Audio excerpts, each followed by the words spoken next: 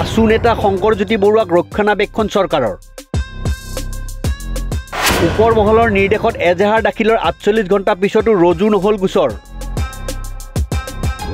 আসু বিজেপিৰ ৰুখত পৰাৰ ভয়ত নিৰ্যাতিতা ছাত্ৰীৰ ওচৰত উপস্থিত নহল নাৰী সংগঠন নাৰী সুৰক্ষা নাৰী অধিকাৰৰ কথা কোৱা সংগঠনসমূহৰ ৰহস্যজনক নিৰাপত্তা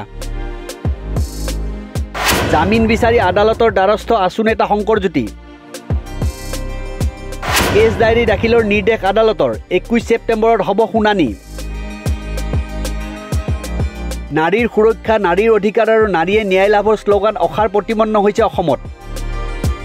চৰকাৰী বেচৰকাৰী পক্ষই নাৰীৰ সুৰক্ষালৈ ৰাজ্যৰ আকাশ বতাহ উত্তাল কৰা শ্লোগানবোৰ যেন কেৱল প্ৰদৰ্শনকামী প্ৰচাৰৰ বাহিৰে একো নহয় সেই কথা আসুৰ সাধাৰণ সম্পাদকৰ দ্বাৰা শোষিত নিৰ্যাতিত যুৱতী এগৰাকীৰ কৰুণ অৱস্থাই বাৰুকৈ স্পষ্ট কৰিছে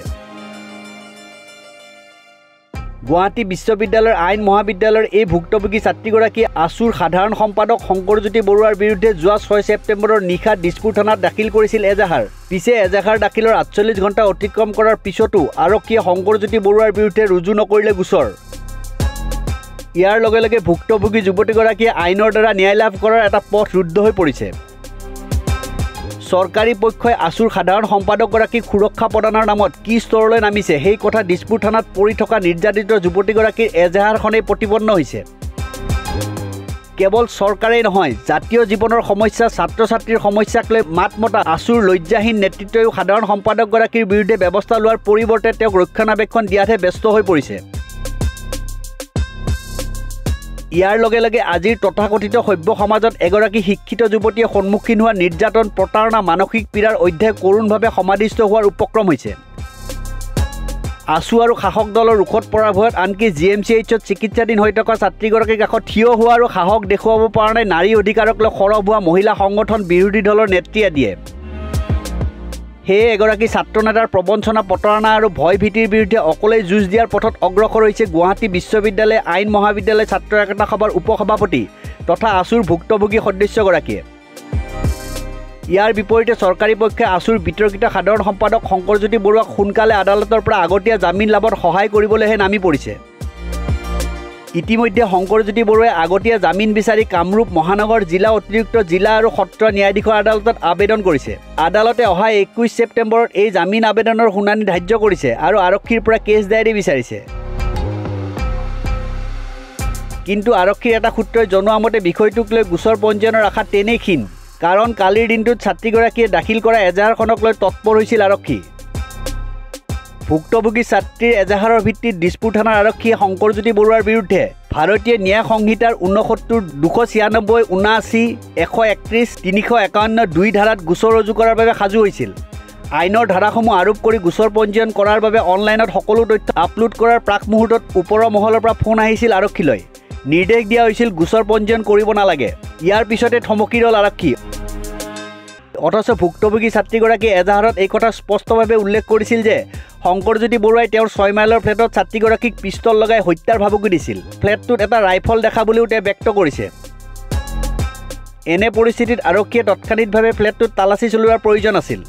কিন্তু ওপৰ মহলৰ নিৰ্দেশত ঘটনাটোৰ কোনো তদন্ত কৰিব নিবিচাৰা আৰক্ষীয়ে আসু নেতাগৰাকীক তেওঁৰ ফ্লেটৰ পৰা ৰাইফল পিষ্টল আদি হয়তো আঁতৰাই পেলোৱাৰ সুযোগ দিছে কিন্তু ৰাইজৰ মনত প্ৰশ্ন উঠিছে আসু নেতা শংকৰজ্যোতি বৰুৱাৰ বিৰুদ্ধে গুৰুতৰ অভিযোগ উঠাৰ পিছতো নাৰী সুৰক্ষাৰ শ্লোগান দিয়া চৰকাৰে তেওঁক কিয় সুৰক্ষা দিছে এই কথা ইতিমধ্যে ৰাজহুৱা হৈছে যে কিছুদিন পূৰ্বে আসুৰ সভাপতিগৰাকীয়ে দিল্লীলৈ গৈ বিজেপিৰ ৰাষ্ট্ৰীয় সভাপতিক সাক্ষাৎ কৰি আহিছে তদুপৰি ভুক্তভোগী ছাত্ৰীগৰাকীয়েও সদৰি কৰিছে যে শংকৰজ্যোতি বৰুৱাই হেনো তেওঁৰ আগত কৈছিল যে 2025 চনত তেওঁ আসু ত্যাগ কৰি বিজেপিত যোগদান কৰিব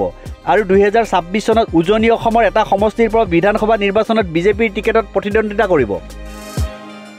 সেই স্বাৰ্থতে আসু নেতাগৰাকীৰ বিৰুদ্ধে নাৰী নিৰ্যাতন প্ৰতাৰণাৰ গুৰুতৰ অভিযোগ উঠাৰ পিছতো চৰকাৰে তেওঁক ৰক্ষণাবেক্ষণ দি এগৰাকী নিৰ্যাতিত যুৱতীৰ অভিযোগক মূল্যহীন কৰিছে ইফালে GMCHৰ বিচনাত থকা ভুক্তভোগী ছাত্ৰীগৰাকীয়ে তেওঁৰ এজাহাৰৰ ভিত্তিত আৰক্ষীয়ে গোচৰ ৰুজু কৰা বুলি জানিছিল আৰক্ষীয়ে গোচৰ ৰুজু নকৰাৰ কথা জনাৰ পিছতে স্বাভাৱিকতে তেওঁ হতাশ হৈছে যদিও অকলশৰে হ'লেও এই যুঁজ অব্যাহত ৰখাৰ পণ লৈছে ৰবিবাৰে GMCHৰ পৰা তেওঁ অনলাইন যোগে ৰাষ্ট্ৰীয় মহিলা আয়োগত আসু নেতাগৰাকীৰ বিৰুদ্ধে দাখিল কৰিছে অভিযোগ দুই এদিনতে ছাত্ৰীগৰাকীক GMCH কৰ্তৃপক্ষই ৰিলিজ দিব। ইয়াৰ পিছত ভুক্তভোগী ছাত্ৰীগৰাকীয়ে ন্যায় লাভৰ যুঁজ তীব্ৰতৰ কৰিব। আৰক্ষীয়ে গোচৰ ৰুজু নকৰিলে তেওঁ আদালতৰ কাষ চাপিব বুলিও প্ৰকাশ কৰিছে। ইপিনে নিৰ্যাতিত ছাত্ৰীগৰাকীক খবৰ ল'বলৈ তেওঁক ন্যায় দিবলৈ মাত মতাৰ বাবে কিন্তু দুৰ্ভাগ্যজনকভাৱে বৰ্তমানলৈ কোনো মহিলা সংগঠন আদি GMCHত উপস্থিত নহ'ল। আছু নেতাগৰাকীৰ প্ৰতাৰণা শোষণৰ অধ্যায়ক মান্যতা দি একাংশ ব্যক্তিয়ে বিষয়টো প্ৰেমজনিত ব্যক্তিগত ঘটনা আখ্যা দি মূৰ পুলকা দিয়াৰ চেষ্টা চলোৱাও দেখা গৈছে। আছুৰ দৰে সংগঠন এটাৰ সাধাৰণ সম্পাদক এগৰাকীৰ এনে প্ৰবঞ্চনা, নিৰ্যাতন, ভয় ভাবুকিৰ ঘটনাই যে সমাজত বিৰূপ প্ৰভাৱ পেলাব পাৰে সেই কথা কিন্তু সমৰ্থকসকলে মুঠেও বিবেচনা কৰা নাই। ৰাজহুৱা জীৱনৰ সৈতে জড়িত ব্যক্তিয়ে যদি চাৰিত্ৰিক স্খলন ৰোধ কৰিব নোৱাৰে তেনেহ'লে সেই নেতাৰ অধীনৰ সদস্যসকলে কি পথে বাট বুলিব সেয়াও চিন্তনীয় বিষয়। আছুৰ পূৰ্বৰ কেইবাগৰাকীও সভাপতি, সাধাৰণ সম্পাদকে সংগঠনটোক নেতৃত্ব দিয়াৰ সময়তে প্ৰেমৰ সম্পৰ্ক চলাই আছিল। আছু এৰাৰ পিছত তেওঁলোকে প্ৰেমিকাক পত্নী হিচাপে গ্ৰহণ কৰাৰো উদাহৰণ আছে।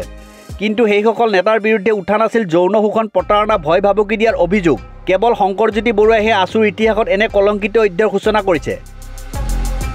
ইফালে আছুৰ ঐতিহ্যত কালিমা খনা এই স্পৰ্শকাতৰ আৰু উদ্বেগজনক ঘটনা সন্দৰ্ভত ছাত্ৰ সংগঠনটোৰ সভাপতি উৎপল শৰ্মাই কালি সংবাদ মাধ্যমৰ আগত দায়খৰা মন্তব্য এটা দিয়ে নিজৰ দায়িত্ব সামৰিছে। আছুৰ সভাপতিগৰাকীয়ে পাহৰি গৈছে যে ভুক্তভোগী ছাত্ৰীগৰাকীও তেওঁ নেতৃত্ব দিয়া ছাত্ৰ সংগঠনটোৰে এগৰাকী সদস্য। এনে ক্ষেত্ৰত সভাপতিগৰাকীয়ে নিৰপেক্ষ ভূমিকা লৈ নিৰ্যাতিত সদস্যগৰাকীৰ কাষত থিয় হ'ব লাগিছিল। তাকে নকৰি তেওঁ শংকৰজ্যোতি বৰুৱাৰ সৈতেহে সঘন যোগাযোগত থকা বুলি ব্যক্ত কৰিছিল। আনকি ৰবিবাৰে পুৱাৰ পৰা আছুৰ সভাপতি প্ৰমুখ্যে এটা মহলে প্ৰচাৰ চলাইছে যে শংকৰজ্যোতি বৰুৱাই অন্তৰ্বৰ্তী জামিন লাভ কৰিছে। সভাপতিগৰাকীৰ এনে বক্তব্যতে প্ৰমাণ হৈছে যে আছুৰ মজিয়াত যুৱতী বা ছাত্ৰীৰ নিৰাপত্তা নিশ্চিত নহয়। নেতৃত্বৰ বিৰুদ্ধে অভিযোগ দিলে তেনে সদস্যক একাষৰীয়া কৰে সংগঠনটোৰ নেতৃত্বই। ছাত্ৰ সংগঠনটোৰ সাধাৰণ সম্পাদকগৰাকীৰ বিৰুদ্ধে গুৰুতৰ অভিযোগ উঠাৰ পিছত দৰাচলতে বিষয়টোক লৈ আছুৰ সভাপতিগৰাকীয়ে জৰুৰী কাৰ্যনিৰ্বাহক সভা আহ্বান কৰিব লাগিছিল। কিন্তু সমগ্ৰ বিষয়টোকে গুৰুত্বহীন কৰি সভাপতিগৰাকীয়ে বৰ্তমানলৈ কাৰ্যনিৰ্বাহক আহ্বান নকৰাত ছাত্ৰ সংগঠনটোৰ কেইবাখনো জিলা সমিতি ক্ষুণ্ণ হৈ পৰিছে। News desk report, news 13।